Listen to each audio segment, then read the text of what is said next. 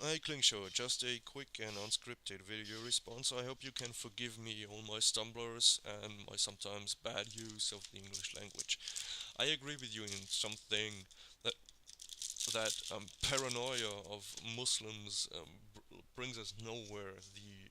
I think the majority of Muslims in my country, they want to just get on with their lives, and they give a shit about their religion in most things, and don't give a shit where it suits them.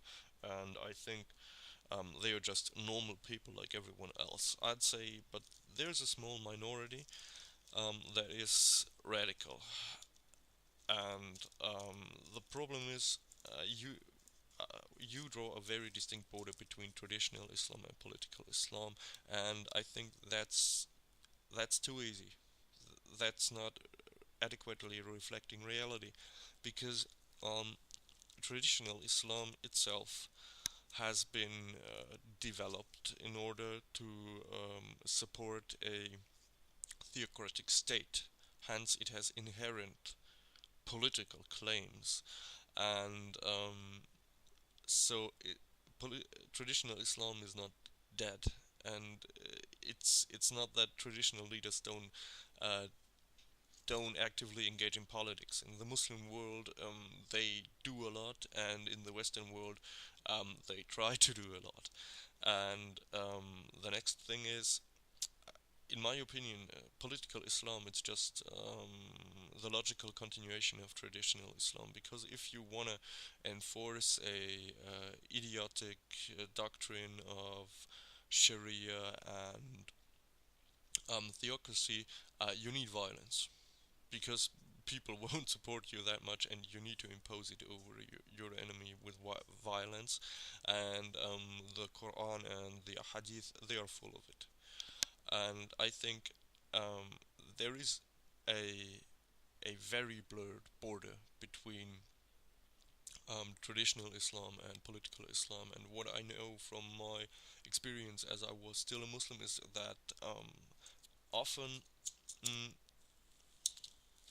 the institutions of traditional Islam and political Islams are personally interwoven. Like, you have some guy who they who is acting as a leader in a traditional community, while he's also actively spreading propaganda for the Muslim Brotherhood. And what makes the problem even more dangerous, I think, is that if you have the average mosque community, and you have some liberals, but you find them rarely in the mosque, and the normal average mosque goer, who is a minority among the Muslim community, I think, um, doesn't support these guys. And these, let's say, traditional liberals, they are normally shunned by their own community.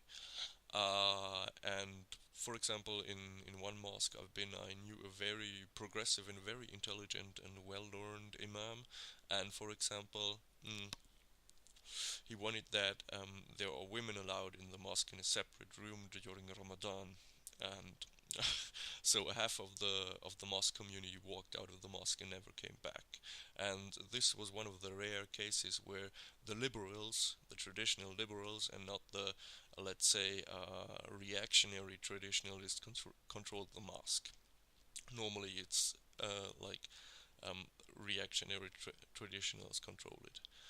The other thing is, while in most Muslim communities I know, the liberals are shunned, um, the political Islamists giving are a given way, and you won't you rarely find a mosque in Germany where you don't have some propagandists and even propaganda material for political Islam. And that's it. It's the you cannot say, all right, these people, they are traditionalists and they don't have to do anything. The political Islam is largely interwoven with traditional Islamic institutions, and it uses the institutions and resources of traditional Islam in order to recruit, in order to campaign, and in order to spread its message. And the problem is, it would be solved if Muslims just said, okay, if fuck off with your political Islam, but that is actually not the case, or just the case for a small minority which is not influential enough. So I think uh, you miss just a bit of the problem, because the border between political and traditional Islam is very blurred, in my opinion. This is not to say to advocate hatred or that we sort of throw out the Muslims and burn the mosque or crap. The average Muslim is just a person like every other person else.